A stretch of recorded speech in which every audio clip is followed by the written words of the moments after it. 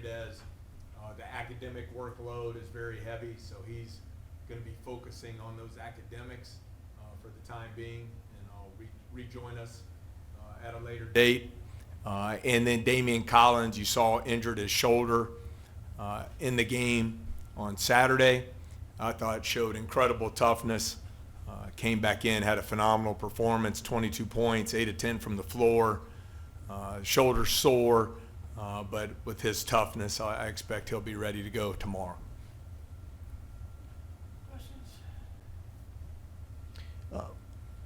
Is it special when a guy just takes over a game late like Cam did on Saturday? Yeah, I was really happy for Cam. I don't know that I recall a time a player in a half having 2 4-point plays and 2 3-point plays in the same half of basketball. 7-0 run on his own there in the last 20 seconds. He hit big shots.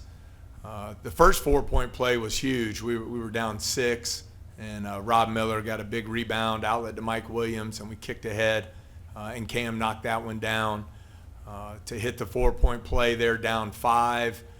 And then really can't say enough the press off the made free throw from Cam. Curtis Givens gets the steal and very alertly gets the ball to Cam and spreads the floor out, and Cam makes another, just big time winning play, getting to the rim and finishing. So it was a special performance and obviously a much needed one, but was very proud of Cam. And I thought the other really neat thing about it was I saw his post-game interview on the SEC Network, and he made it all about the team, and he really praised Damian Collins for the toughness and grit that he played the game with, and I thought that really spoke highly of Cam.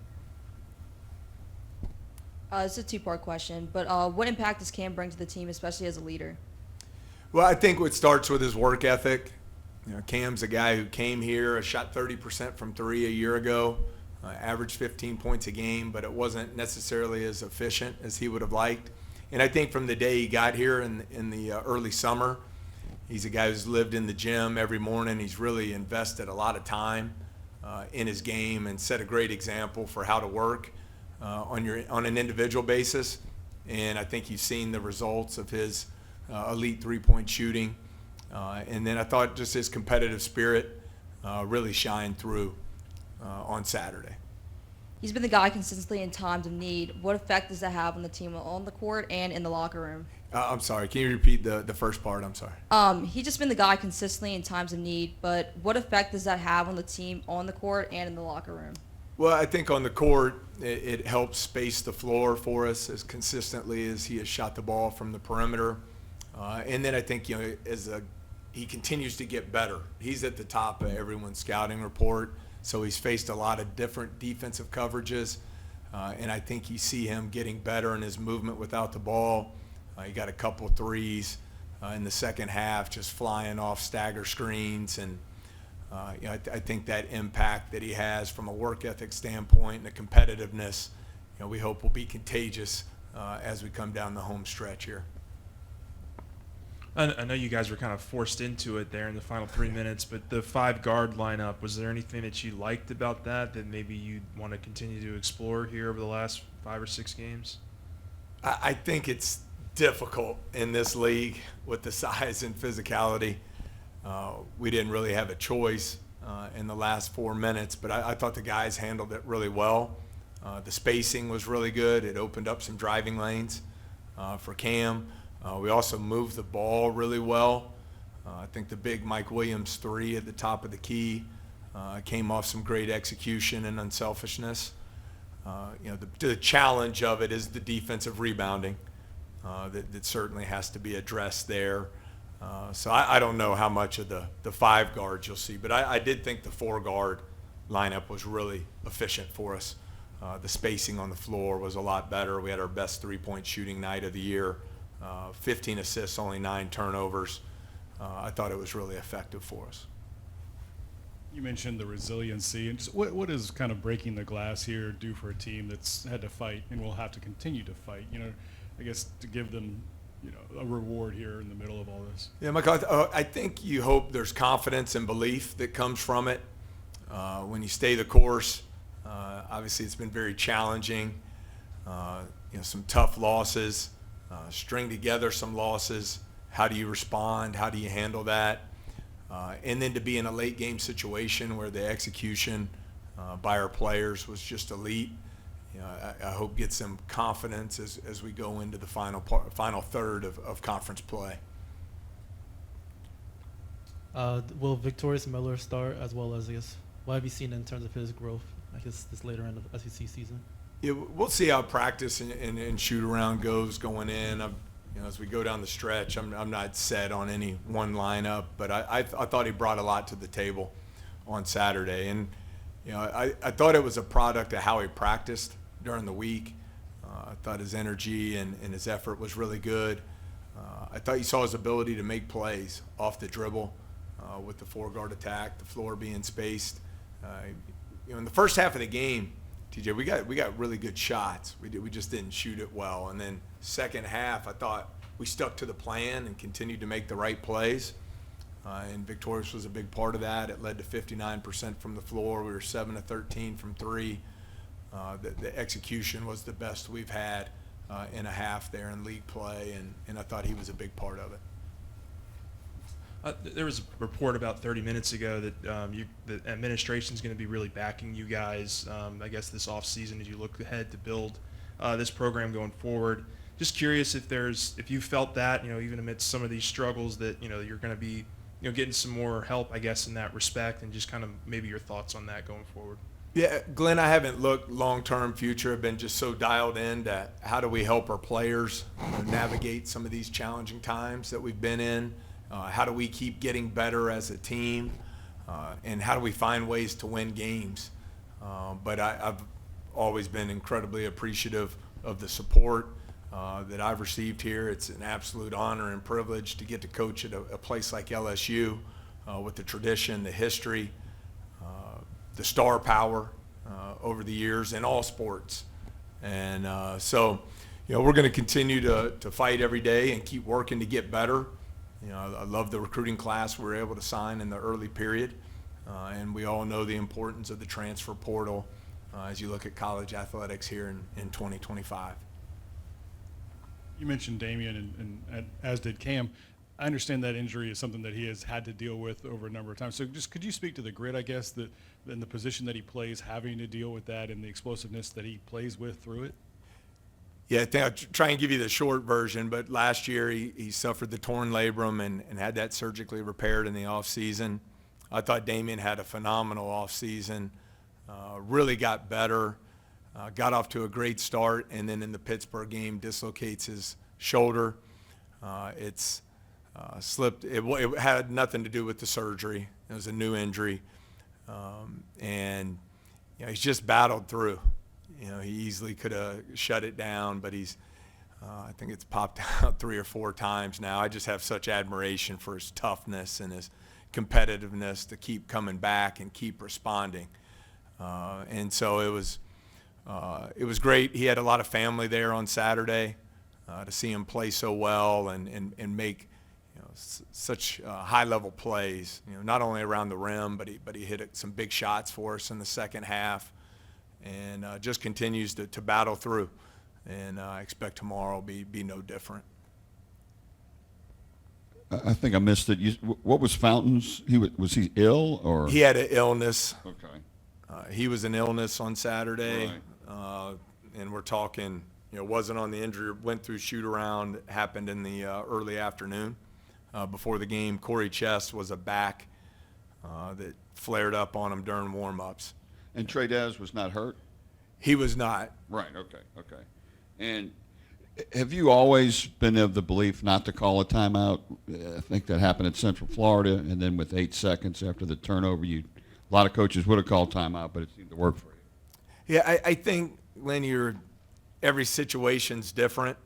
On the previous possession, we had a play called when we were down 5, and Cam wasn't able to create the separation we were looking for. Oklahoma covered it really well, so I called timeout in the middle of the possession, and we were able to get Cam the ball there on the side out of bounds play, and he got the huge 4-point play. Just in the heat of the moment there when Curtis got the steal, certainly considered using the timeout, but I thought tremendous recognition by Curtis to get the ball to Cam. And then when we saw that the players did a phenomenal job of getting to their spots and spacing the floor, just really liked the matchup of Cam one-on-one out front, and certainly didn't think there was any need to call a timeout, wanted him to go and make a play while the defense was in a scramble situation. For this upcoming game against South Carolina, I guess what's the keys to a win? Well, I think you start when you look at South Carolina. They've been in 6 games that come down to the final possession in our league. So I think you really ignore the record. They're physical, they're tough.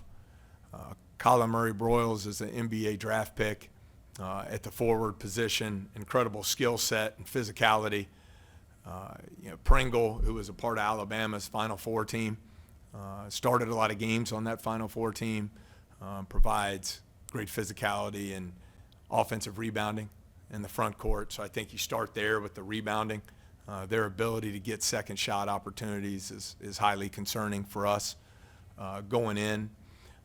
I think for us to keep getting better, the last 4 games, our ball security has been much better, not turning the ball over as much, getting more shots on goal. That certainly has to continue for us as we go down the final 6 games of league play.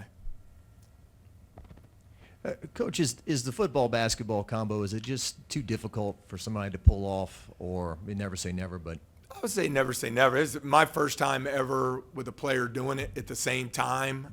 I think I told you I had a player when I was at Murray State who played for me 4 years, and then in his 5th year eligibility, he moved over to football and played tight end and had great success there.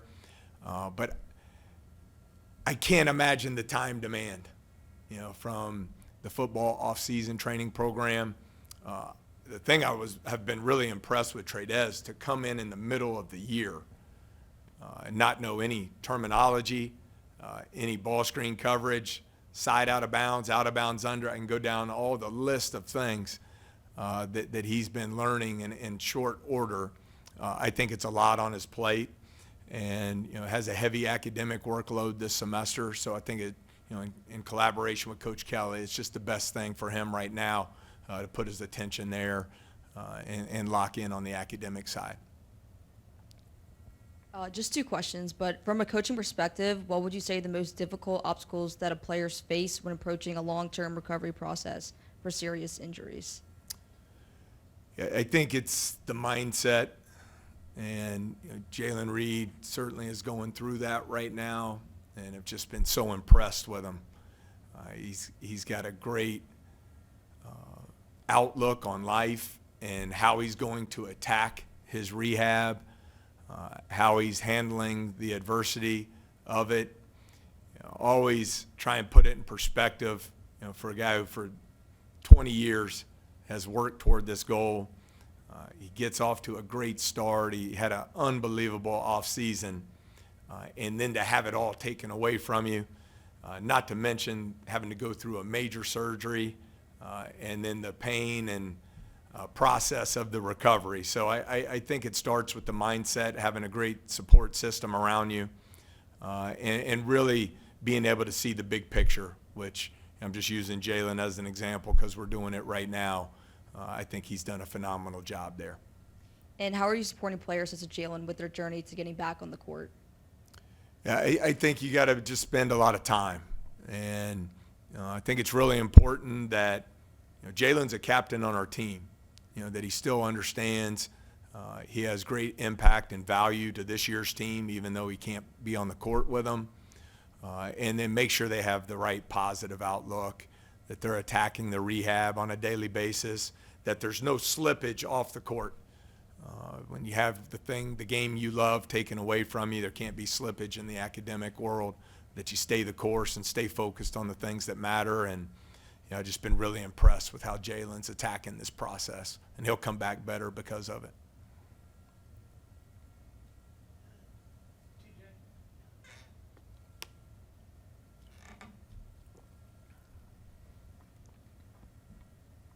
Seven-game losing streak is obviously not fun and not easy to get through, but I guess how have you been able to keep the players engaged and still play with effort even when a game like Ole Miss happens and disappointing, I guess, outcome in Arkansas.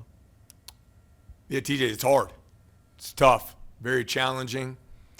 There's certainly disappointment when you don't get the results and outcomes that you're working for and that you hope for and you desire. So, the challenging piece then becomes how do you attack that adversity? How do you embrace it?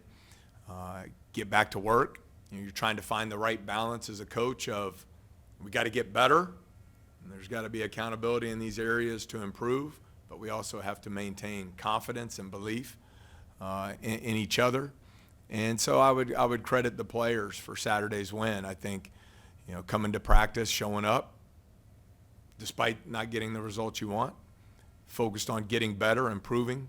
I thought it was the most connected as a team that we had played in a long time. And I thought that was paid forward with the execution down the stretch. Cam Carter stepping up, making huge plays. Curtis Givens steal. Damian Collins' toughness and grit. I thought Jai Bailey was a warrior for us. He played basically 39 minutes guarding their post players and then was really effective for us on the offensive end. So I thought we had a lot of guys really step forward and help us find a way to win. And now we want to build on it and keep getting better. I thought the guys had a good approach to practice today. We know tomorrow is going to be a really physical game against South Carolina, and that's how we'll approach it. Every game's a one-game season and just keep moving forward.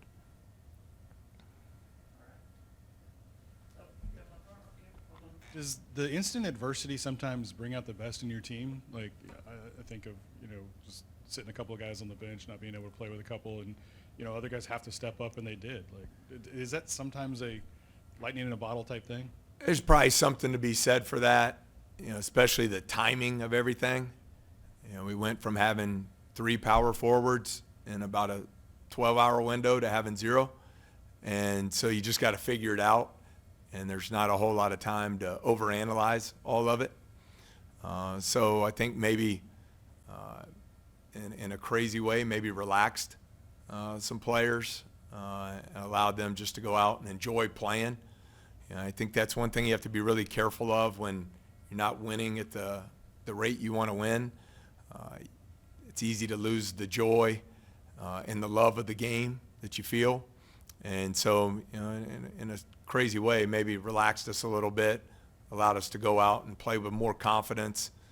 I did think with the 4 guards, with the spacing on the floor and the unselfishness was really good. And, the thing that was really stood out was, I know we talk about the end of the game, the 7-0 run by Cam, the finish, but we also have to remember we were down 13. With about 15 minutes to play. And I think that's when you can really splinter, especially when things aren't going well. But to the players' credit, I thought really stayed the course and stayed committed to the plan. And it led to our best offensive output, of league play, scored 53 points in the second half and found a way to win. All right. Thanks so much. We'll see everyone tomorrow night.